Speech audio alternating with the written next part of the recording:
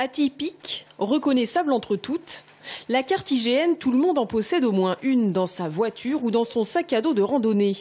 Et cette carte, c'est ici, à Villefranche-sur-Cher, en Sologne, qu'elle est stockée. Dans ces bâtiments, vestiges d'une ancienne base militaire américaine, plus de 5 millions de cartes civiles sont entreposées, sans compter les 10 millions de cartes militaires classées top secret.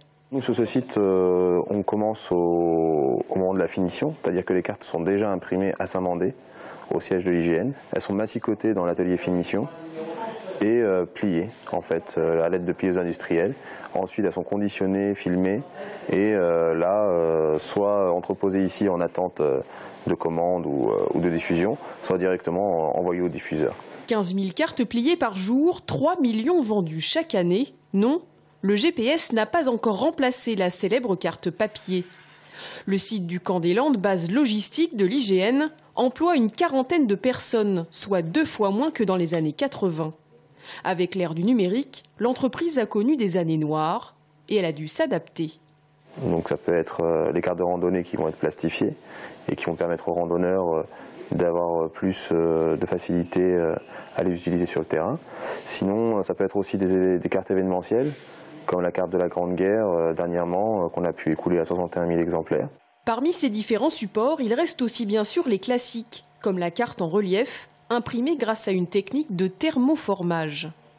Alors on accroche la feuille de PVC qui a été imprimée à Saint-Mandé. Ici, après, l'opération de la machine, c'est quasi automatique. Le chariot se déplace pour chauffer le PVC qui va se ramollir et il va y avoir une aspiration finale, la dernière étape de la carte. Et puis il y a la taille douce pour les cartes anciennes. Un savoir-faire multicentenaire avec une plaque de cuivre et de l'encre de lin. Ici, sous vos yeux, un plan de la ville de Tours datant du début du XVIIIe siècle. C'est une carte qui est au 80 millième et c'est les premières cartes qui existaient.